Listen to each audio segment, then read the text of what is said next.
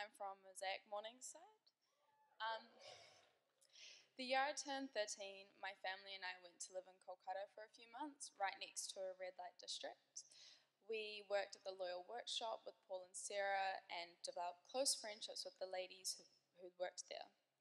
Living there, I got an insight to the women and their lives. I visited their homes, met their families, even babysat some of their kids.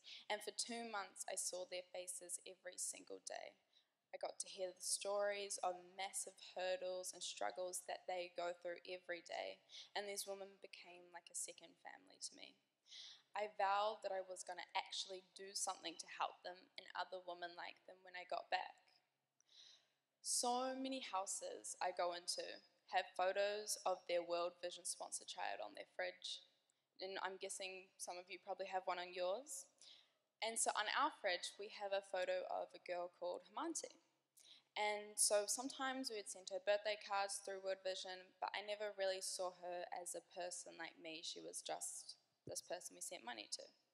But on the same trip to India, I was lucky enough to meet Hamanti in real life. We took a 5-hour train ride from Kolkata to Dumpka and met her and her whole family, and it was so incredible to see her and give her a proper hug. Tears were shed, and I got a deeper look into her life and how exactly we were helping her. Seeing Hamanti in real life was out of this world and changed something in me. She was no longer just someone that we sent money to. She had a beautiful story. She was now a fellow human, and she had a life that we were able to be a part of. Once arriving back in New Zealand from this life-changing experience, I committed to help the women in Kolkata and to change the way I do life, beginning with writing letters and starting to learn Bengali.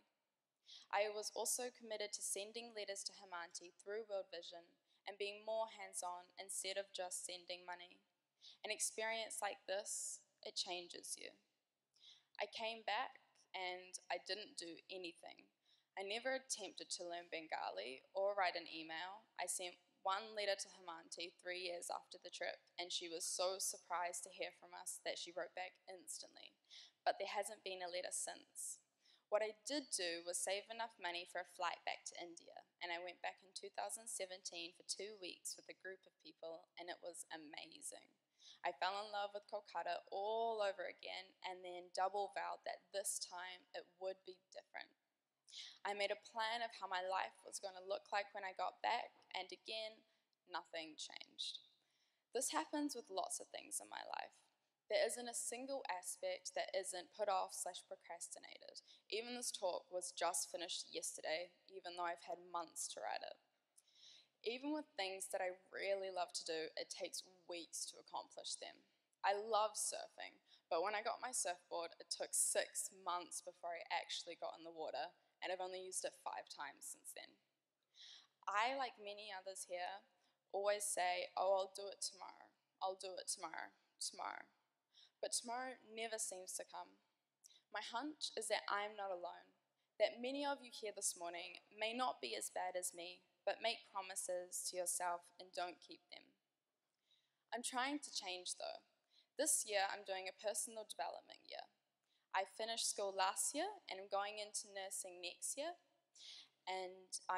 but this year I'm focusing on becoming a better human being. I've got a bunch of financial, educational, physical, and leadership goals, and I found 2 people to hold me accountable. They encourage me and push me to complete these goals, and so far it's working. Bit by bit, I'm doing more than I could have by myself. Most of us this weekend will have an incredibly amazing life-changing experience and dream of new ideas and changes to commit to.